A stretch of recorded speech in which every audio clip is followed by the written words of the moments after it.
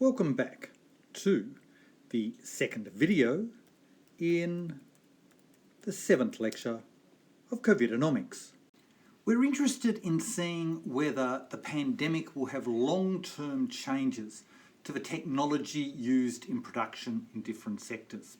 So in this first example, we're going to look at fixed and sunk costs and when the pandemic is likely to lead to businesses sinking new investment and then continuing to use that investment over time, even once the pandemic is finished.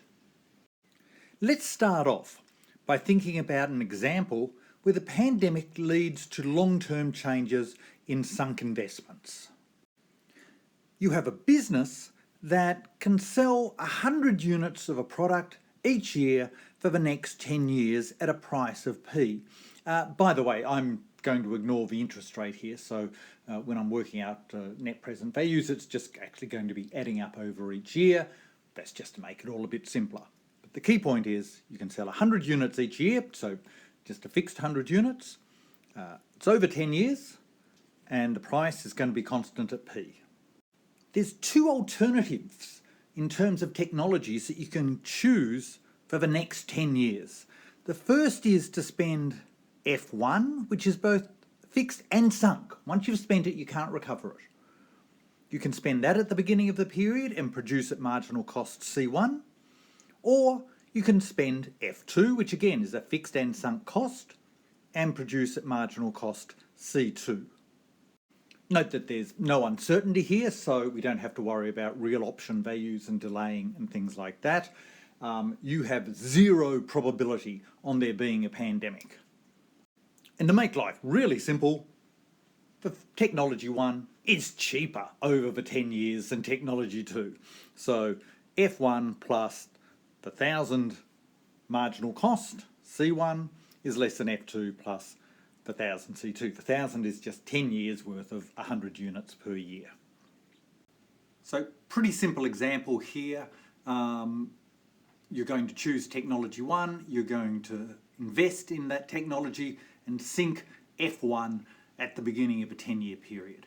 Now, what about that expectation of a pandemic? Is it really legitimate to say that your probability is zero? Well, let's say it's a small probability that you had at the beginning of the 10 years that there's going to be a pandemic, but it's pretty small. And if you ask most business people before the COVID-19 pandemic hit, most of them would have said, possible, but are we really taking that into account?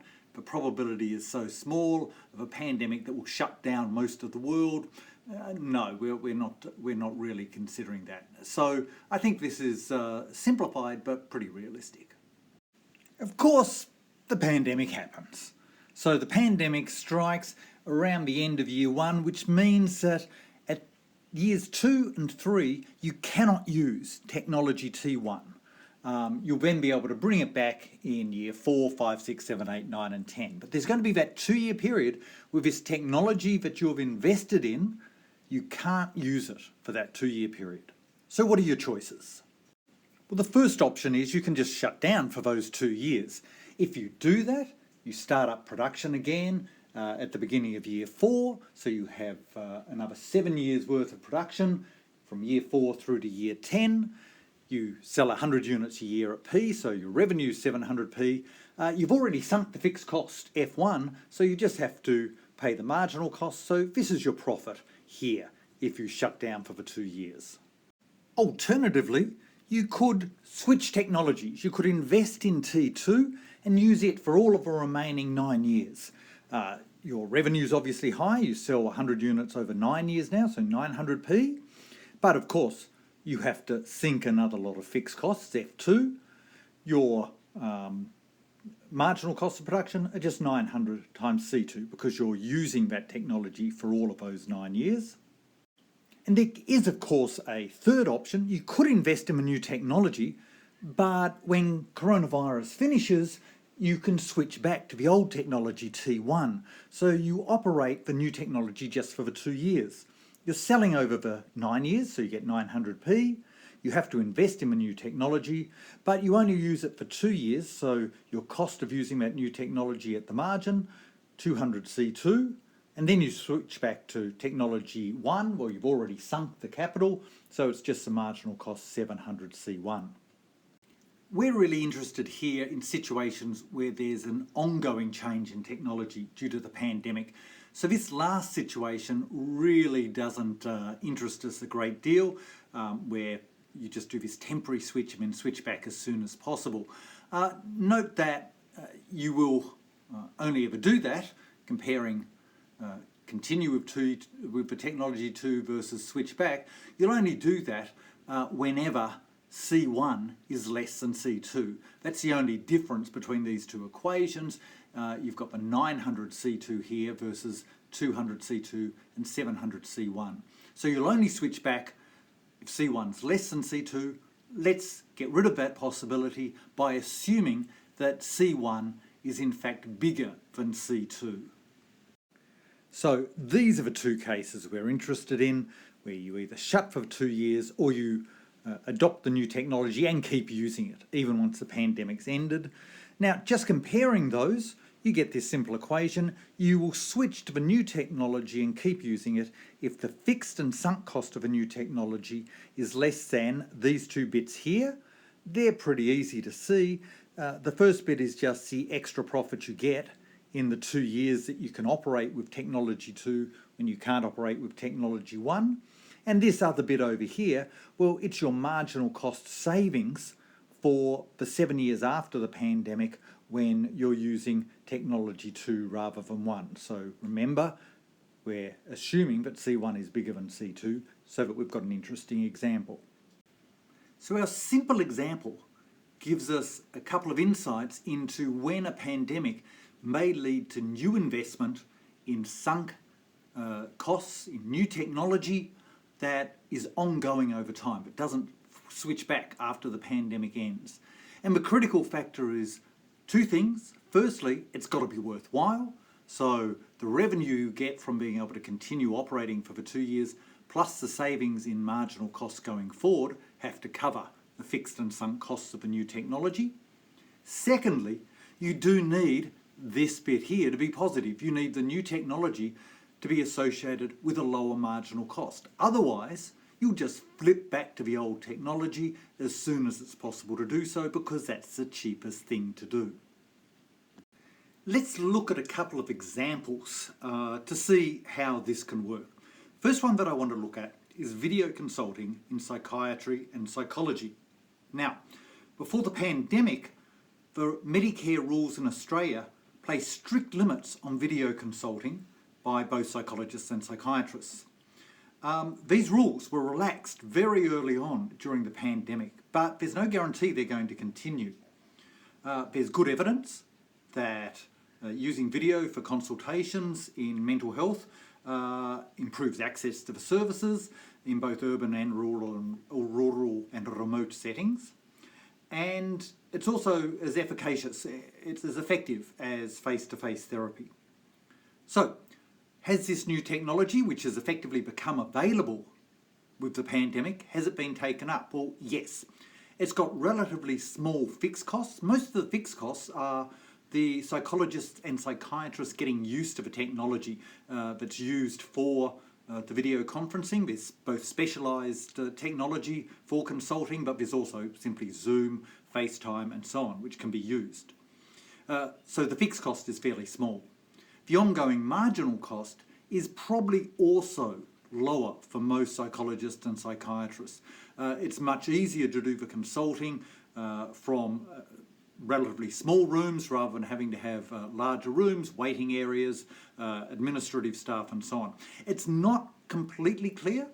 There is some evidence that doing video consulting is actually pretty intense for the psychologist or psychiatrist.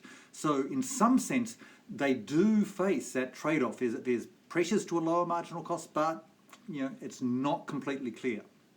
However, I think the likelihood is that so long as the Medicare rules don't change back and simply make it uneconomic to do video consulting going forward, then post-pandemic we will see it continue, much more than it existed pre-pandemic.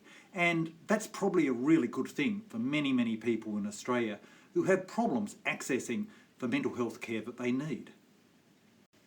As a second example, let's look at video lessons in schools and universities. Let's start off with schools, just to give you a bit of a feel for the size of the change that occurred. By the end of March, so that's only just after Australia had locked down, globally over 1.3 billion children and 60 million teachers had moved from the classroom to some form of online or distance education. Now, what about the production side? Well, on the production side, I think this has only involved a little bit of sunk investment. Teachers have continued basically teaching pretty much the same way as before the pandemic. They just seem to be using video to replace face-to-face interaction. These videos appear to be disposable. They're not really designed to move the class online in the longer term. So there is a small fixed cost, but it's not clear that there's really been a big reduction in marginal cost of delivery. On the demand side, I think there's two real problems. The first off is that, particularly for younger children, going to homeschooling, distance schooling through the internet has meant that the parents have to take on a lot of the roles of the teachers. That's obviously cheaper for schools, but it's pretty expensive for the parents in the longer term. The second thing is that most school students are actually missing the physical interaction with friends that's associated with schools. So my prediction for schools is that once the pandemic closes, classes will be reopened. Any of the videos that were made, any of the lessons that were done online, they'll be quickly forgotten, they'll be shelved, and it'll pretty much be, well, back to business as usual, a pretty bad experience by everyone. Universities are slightly different. Universities have a bit of a longer history here. We had massive online open courses, MOOCs as they were called, which were meant to take over universities. Lectures have pretty much been technologically redundant for at least the last 15 or 20 years, and videos like the one you're watching now are a much better way to present lectures. But similarly, we've got to think about, do you get the same educational experience through a fully online degree, or is there more associated with the campus? And we're going to come back to that when we're thinking about how competitors react, because in some ways the traditional campuses have to deal with this problem. How do they make sure they are attractive in a world where all of a sudden lots of universities have sunk into the technology to deliver video classes and video courses and are able to do so? How do the traditional universities strike back? But that's it for our first example. Next one we're going to look at focuses just on the marginal costs and uncertainty. Talk to you then.